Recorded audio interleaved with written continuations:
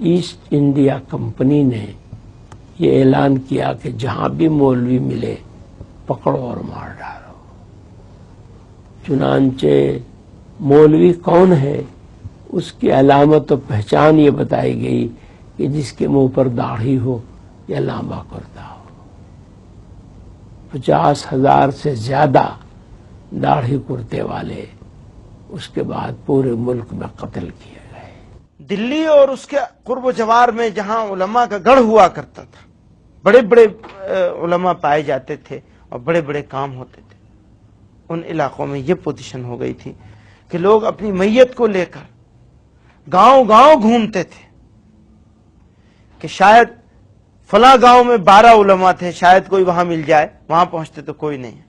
دوسرے گاؤں میں گئے، تیسرے میں گئے، اور جب لاش میں سے بدبو اٹھنے لگتی تھی تو بنا جنازے کے دفن کرتے تھے. یہ حالت ہو گئی. ایسے وقت میں جو چند علماء بچ گئے تھے انہوں نے فیصلہ کیا کہ اس لڑائی کو اگر آگے بڑھانا ہے تو ہمیں اسلامک ایجوکیشن کے انسٹیٹیوشن قائم کرنے چاہیے. اور اس کے 10 سال کے بعد 1867 میں 67 میں دیوبند میں ایک چھوٹا سا مدرسہ شروع کیا گیا. ایک طالب علم، ایک استاد. اور اس مدرسے کے وہ پہلے طالب علم تھے جن کو دنیا شیخ الہند مولانا محمود حسن دیوبندی کے نام سے جانتی ہے، جنہوں نے وہ ریشمی رومال کی تحریک چلائی اور راجہ مہندر پرتاپ کو اس کا صدر بنایا افغانستان کی گورنمنٹ ان ایگزائل کا، اور گاندھی جی کو مہاتما کا خطاب دلوایا اور آزادی کی لڑائی میں گاندھی جی کو لیڈر بنوایا. علماء نے ہی ریشمی رومال کی تحریک شروع کر کے جرمنی اور جاپان کی مدد سے انگریزوں کو ملک سے اکھاڑ پھینکنے کا پلان بنایا. بدقسمتی سے انگریزوں کو ان کے ارادوں کا پتہ چل گیا اور علماء ایک بار پھر انگریزوں کی آنکھ کی کرکری بن گئے. پورے ملک میں سینکڑوں علماء گرفتار کر لیے گئے.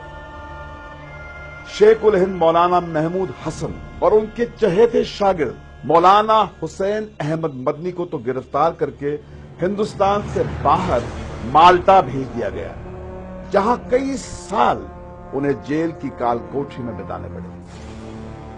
اپنی اس ناکامیابی سے علماء یہ بات اچھی طرح سمجھ گئے کہ ہنسا کا راستہ اپنا کر وہ ہندوستان کی غلامی کو ختم نہیں کر سکتے. علماء نے سن 1919 میں جمعیت علماء ہند کے نام سے ایک نئی تنظیم شروع کی اور جن آندولن کو انگریزی حکومت کے خلاف ایک نیا ہتھیار بنایا. پبلک اوپینین کو فارم کرنے میں جمعیت کا کوئی مقابلہ نہیں ہے جنگ آزادی کے. یہ سب سے بڑی چیز تھی کہ جب فیئر اتنا چھا چکا تھا لوگوں کے مائنڈ پہ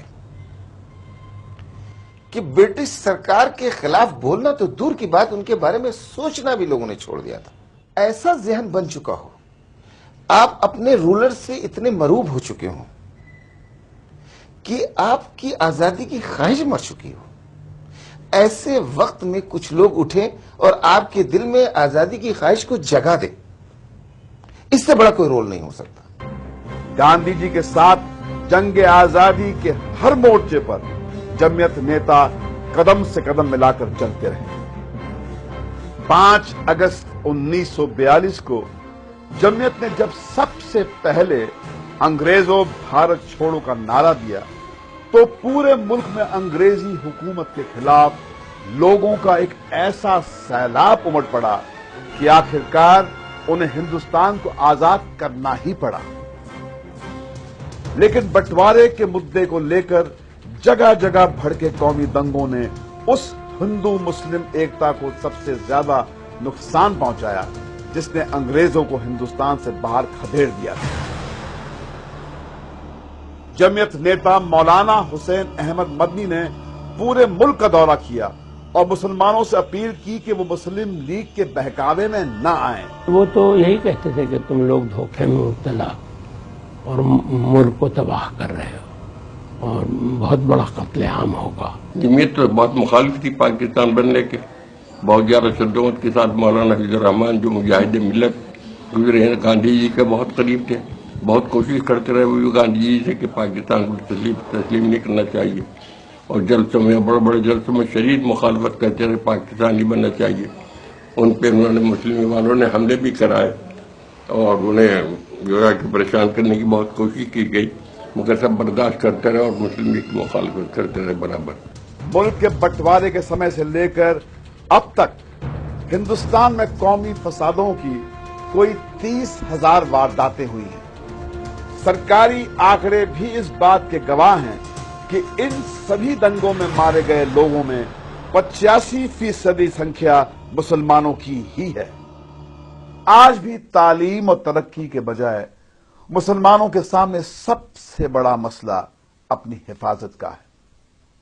मुट्ठी भर मुसलमानों के हिंसा की किसी वारदात में शामिल होने के शक की सजा पूरी कौम को दी जाती है, उनका कत्लेआम होता है, मां बहनों की इज्जत लूट ली जाती है।